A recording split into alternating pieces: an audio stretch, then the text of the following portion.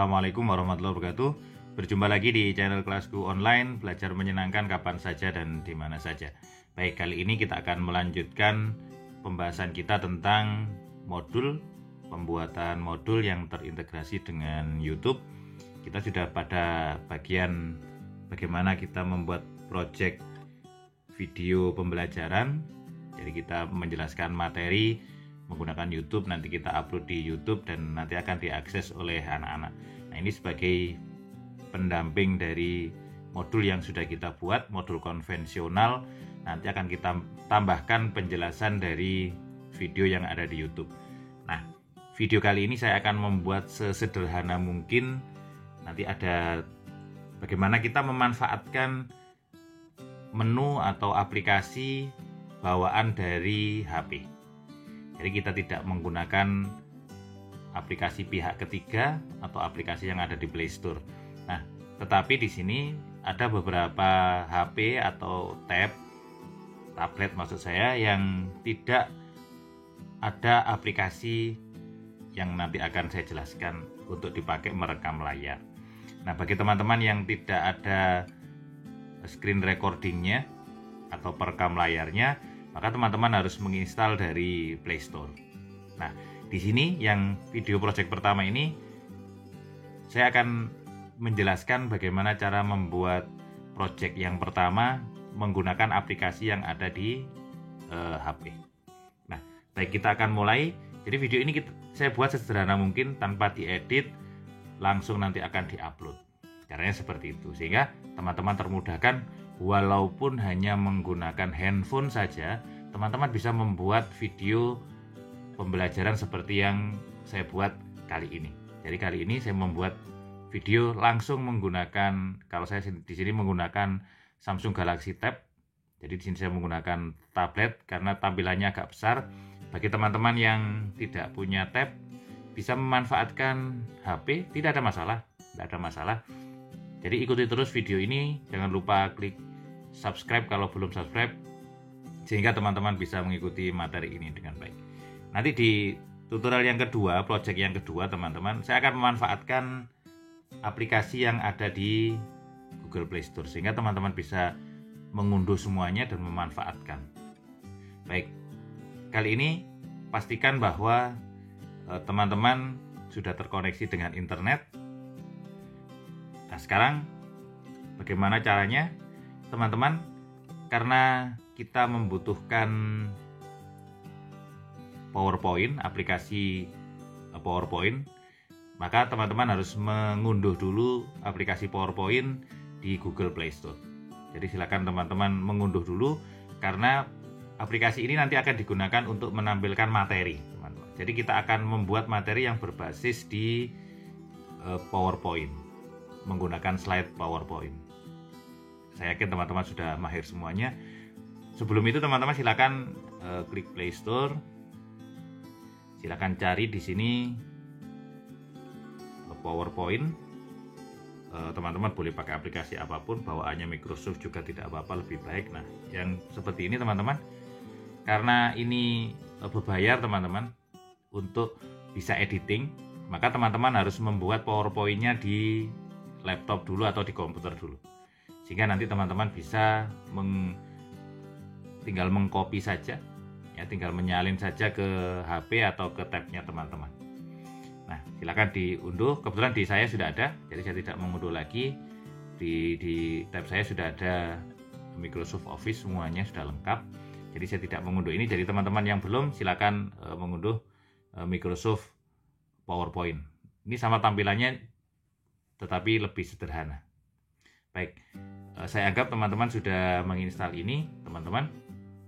Selanjutnya adalah kita buka dulu, teman-teman. Kita buka dulu slide PowerPoint yang sudah teman-teman buat di komputer atau di laptop. Baik, kebetulan saya punya Office di sini. Nanti bisa jadi berbeda dengan miliknya teman-teman. Saya buka pertemuan ke-13. Nah, di pertemuan ke-13 ini kita akan membahas tentang pertemuan ke-13, membahas tentang project 1 video pembelajaran nulis modul baru. Baik, saya slideshow di sini teman-teman. Di sini ada tombol begini, ya. Ini untuk slideshow. Atau mungkin nanti tampilan teman-teman akan berbeda dengan punya saya. Ya, punya saya. Tinggal menyesuaikan saja. Ini sama dengan yang ada di PC teman-teman. Seperti ini sudah slideshow. Nah, langkah selanjutnya adalah kalau sudah tampil seperti ini semacam apa ya? Tampilan depan.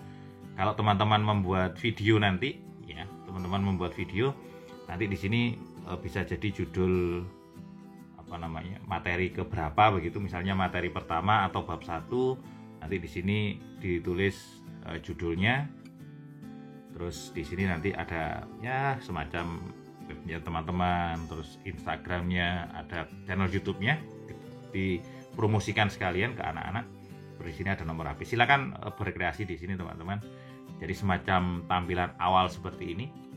Kalau di PowerPoint misalnya ya judul begitu, tidak ada masalah. Nah, di sini ketika nanti, karena ini pertemuan materi saya, jadi nanti ada materi yang untuk PowerPoint. Baik, di project yang pertama, video pembelajaran yang pertama, kita memanfaatkan perekam layar yang ada di HP. Sekali lagi, perekam layar yang ada di HP. Silakan teman-teman nanti cari. Kita siapkan dulu seperti ini tampilan awalnya, karena kita berbasis PowerPoint. Kalau ini saya membuatnya di Corel teman-teman, jadi semacam template begitu. Nah, ini adalah yang biasanya teman-teman membuat. Nah, seperti ini. Ini ada judulnya, ya, judul apa namanya, materinya. Terus di sini ada guru, nama gurunya juga. Jadi tidak ada masalah, terserah teman-teman mau berkreasi seperti apa. Nah, ini adalah tampilan awal. Selanjutnya adalah teman-teman silahkan swipe, ya. Jadi digeser begitu ya, dari atas ke bawah, ya, seperti ini, sehingga muncul menu-menu seperti ini teman-teman. Nah, menu muncul seperti ini, tentu ada, ya. Menu-menu seperti ini sudah ada, tentu dengan tampilan yang berbeda dengan punya saya.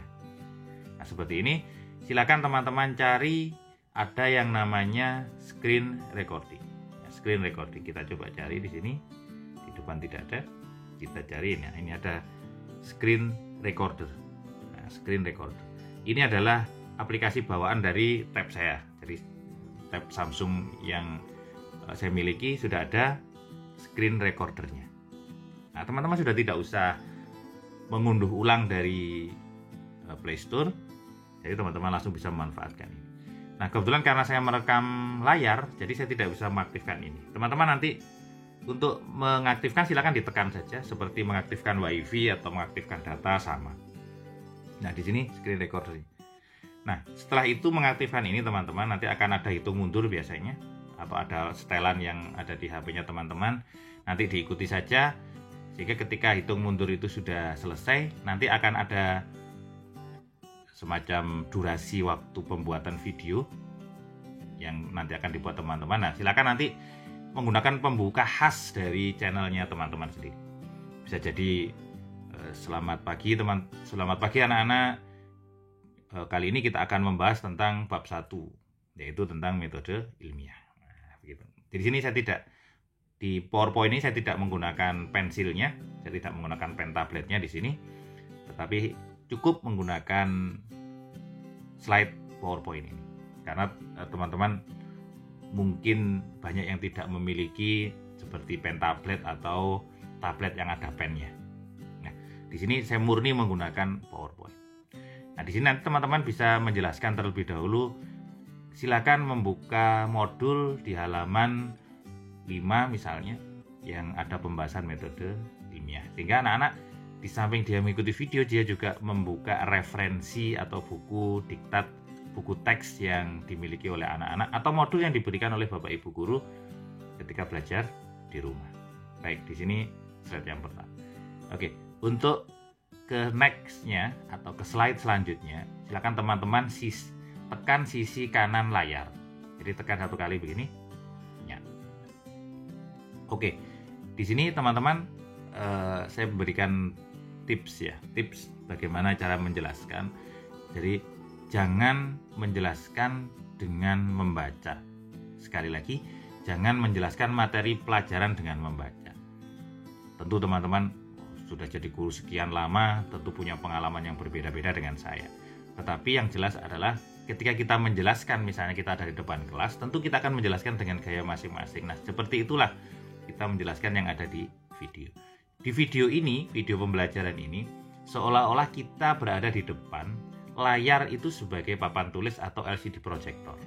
Ya, seperti ini. Jadi, layar ini tampilan seperti yang di LCD projector kalau kita di kelas, atau di papan tulis kalau kita menulis pakai spidol atau pakai kapur. Nah, seperti itu. Jadi, dialog kita, percakapan kita seperti kita berhadapan dengan siswa, padahal kita berhadapan dengan layar. Nah, seolah-olah siswa itu dilibatkan di dalam video ini. Baik anak-anak, saya lanjutkan seperti tips lagi. Pengertian, misalnya pengertian metode ilmiah. Metode ilmiah itu apa? Nah, kita tekan, metode ilmiah adalah cara menerapkan prinsip logis terhadap penemuan, pengesahan, dan penjelasan kebenaran. Nanti di sini teman-teman bisa memberikan penjelasan lebih terhadap pengertian ini. Logis itu apa, misalnya penemuan itu apa, pengesahan apa, penjelasan kebenaran itu apa. Nah, teman-teman bisa memberikan penjelasan lebih karena ini adalah fungsinya sebagai video pembelajaran, bukan menyalin teks di buku menjadi PowerPoint, bukan. Itu kesalahan besar, teman-teman. Nah, di sini karena teman-teman tidak menggunakan pensil seperti saya, jadi seperti ini, maka atur slide agar keluar per teks. Jadi ini teks pertama. Kalau saya next lagi nanti akan keluar teks yang kedua, yaitu pengertian yang kedua di sini. Suatu cara sistematis, teratur, terkontrol yang digunakan oleh para ilmuwan untuk memecahkan masalah. Nah, di sini teman-teman bisa menjelaskan lagi sistematis itu apa, teratur itu apa, terkontrol itu apa. Nah, para ilmuwan juga menggunakan metode ilmiah untuk memecahkan masalah yang dihadapi. Contoh misalnya, ketika Newton, walaupun ini ada kalanya ada yang mitos, ada yang sebagainya itu ya, tidak ada masalah, bisa kita ceritakan. Ketika Newton kejatuhan apel itu, dia berpikir, nah sebenarnya ketika dia berpikir itu dia menghadapi masalah. Nah, Newton lalu berpikir, kenapa si apel ini kok bisa jatuh? Nah, dari situ kita bisa menjelaskan sistematis, teratur, terkontrol. Karena Newton termasuk ilmuwan, maka cara itu juga dipakai. Sehingga itu yang kita sebut dengan metode ilmiah. Nah, teman-teman bisa menjelaskan dengan gayanya teman-teman. Hati-hati, jangan membaca. Atau kalau teman-teman membaca, gunakan intonasi-intonasi yang bagus begitu teman-teman, agar terkesan anak-anak itu berhadapan dengan gurunya di depan kelas, walaupun mereka di rumah. Ketika melihat YouTube, mereka seolah-olah melihat gurunya berada di depan kelas. Nah, itu maksudnya teman. Nah, seperti selanjutnya seperti ini, tinggal next saja.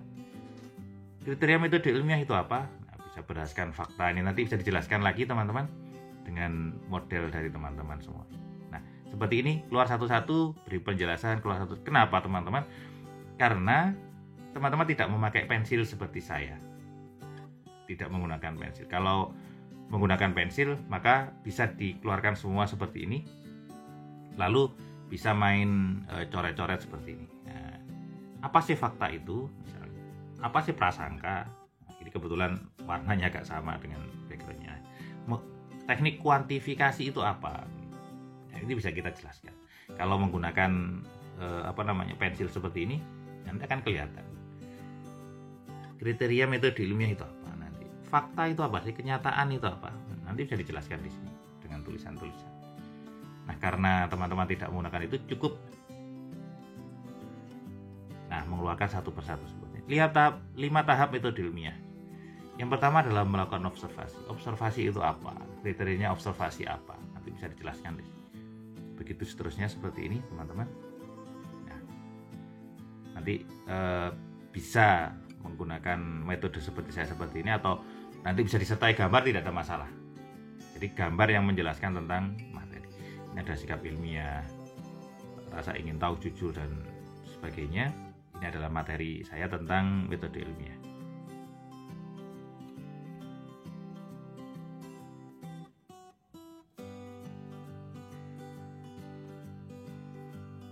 Nah, seperti ini teman-teman. Ada karakteristik metode ilmiah dan seterusnya. Nah, seperti itu. Nah, bagaimana? Sudah ada gambaran betapa mudahnya teman-teman bisa membuat video pembelajaran tanpa harus mengedit, tanpa harus beli alat yang mahal, cukup menggunakan HP. Kalau saya merekam seperti ini, saya tidak menggunakan mic eksternal apapun, jadi saya langsung menggunakan mic yang ada di tab saya. Jadi menggunakan mic yang ada di tab saya. Jadi saya tidak menggunakan mic eksternal.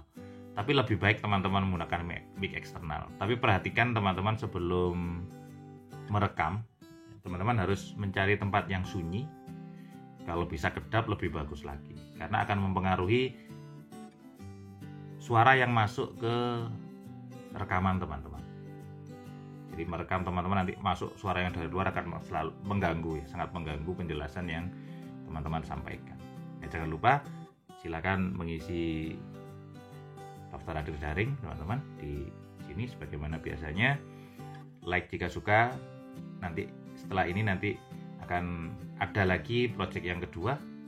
Jadi bagaimana kita dengan trik yang sama, nanti teman-teman bisa menggunakan aplikasi pihak ketiga atau aplikasi yang ada di Play Store. Nanti menggunakan apa? Sebenarnya banyak aplikasinya, tetapi saya menggunakan nanti ada aplikasinya, nanti akan saya berikan cara menginstal. Terima kasih, ini yang bisa sampaikan. Semoga teman-teman mendapatkan kemudahan untuk membuat video pembelajaran untuk menjelaskan ke anak-anak selama pandemi seperti ini. Ya, sepertinya pandemi ini belum berakhir. Terima kasih. Jangan lupa like video ini, di-share ke teman-temannya, jangan lupa di-subscribe agar teman-teman mendapatkan materi-materi yang lain. Saya akhiri. Assalamualaikum warahmatullahi wabarakatuh.